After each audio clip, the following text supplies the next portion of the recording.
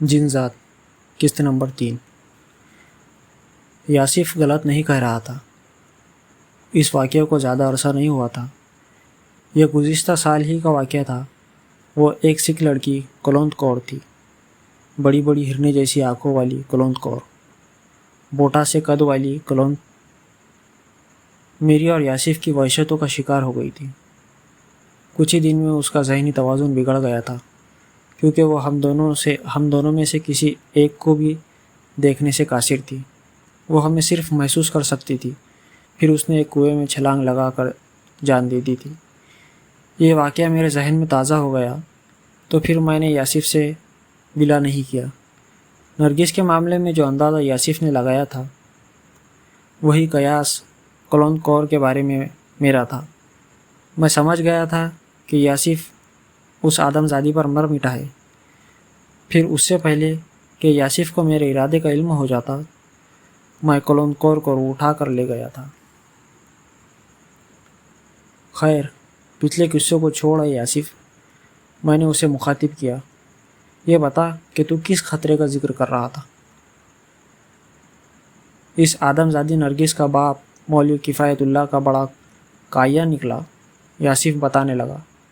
اس خبیث نے نرگس کی چارپائی کے گرد حصار کھینچ رکھا ہے، جس کے اندر داخل ہونا کسی طرح ممکن نہیں۔ وہ حصار کیونکہ نادیدہ تھا، اس لیے میں آگے بڑھتا چلا گیا۔ پھر جیسے ہی میں حصار کی حدود میں داخل ہوا، میرے وجود کو جھٹکا لگا۔ میں پیچھے جا گرا۔ یاسف تفصیل کے ساتھ مجھے خطرے کی نوعیت سے آگاہ کر رہا تھا۔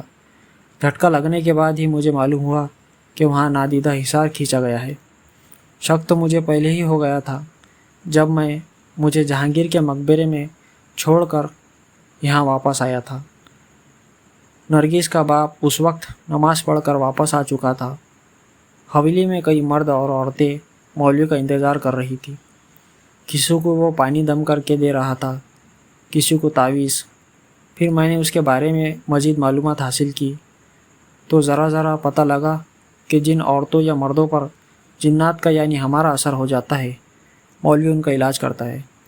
کسی سے بھی اس کا کوئی معاوضہ نہیں لیتا، بلکہ فی سبیل اللہ۔ مطلب یہ ہے میرا کہ وہ کوئی پیشہ وار مولوی نہیں۔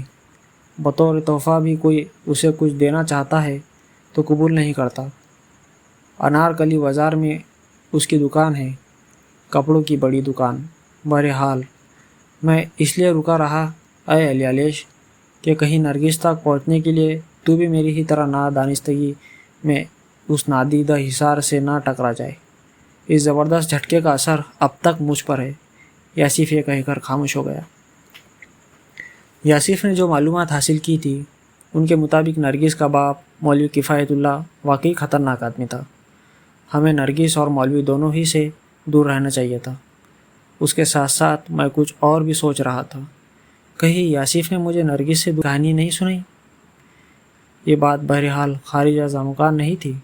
پہلے اس نے سخرا بن کر مجھے وہاں سے بھگانا چاہا، پھر راز کھل گیا تو نادیدہ حصار کا قصہ مجھے سنا دیا۔ میں خود یہ دیکھتا ہوں اے یاسف کہ اس مولوی نے اپنی بیٹی کے چارپائی کے گرد کیسا نادیدہ حصار کھینچ رکھا ہے۔ میں کچھ دیر بعد بولا، تجھے شاید میری بات پر آ کر یقین نہیں آیا ہے۔ میں نے جھوٹ نہیں الیالیش، تو خود کو خطرے میں نہ ڈال، یاسف نے کہا، لیکن میں اس کے سمجھانے اور یقین دلانے کے باوجود بالکل بھی نہیں مانا۔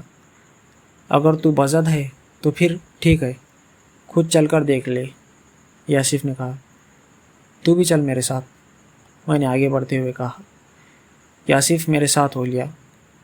اس کی رہنمائی میں میں اس کمرے کے اندر داخل ہو گیا جہاں نرگس موہے خواب تھی۔ کمرے میں وہ اکیلی نہیں تھی، کچھ ہی فاصلے پر اس کی ماں دوسری چارپائی پر سو رہی تھی۔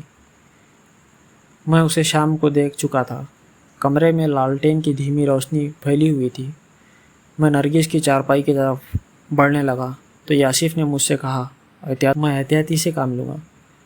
میں نے جواب میں کہا اور رکا نہیں۔ نرگس کی چارپائی سے کچھ فاصلے پر میں رک گیا۔ وہ اس طرف کروٹ لیے سو رہی تھی جدھر میں کھڑا تھا۔ اس کے بالوں میں ایک لٹ پیشانی پر لٹک رہی تھی۔ اور ایک ہاتھ رخسار کے نیچے تھا۔ آدھے جسم پر اس نے چادر اوڑھ رکھی تھی۔ سانس لینے کی وجہ سے اس کے جسم میں جو خفیف سی حرکت ہو رہی تھی، میری سوتے ہوئے تو وہ اور بھی حسین نظر آ رہی تھی۔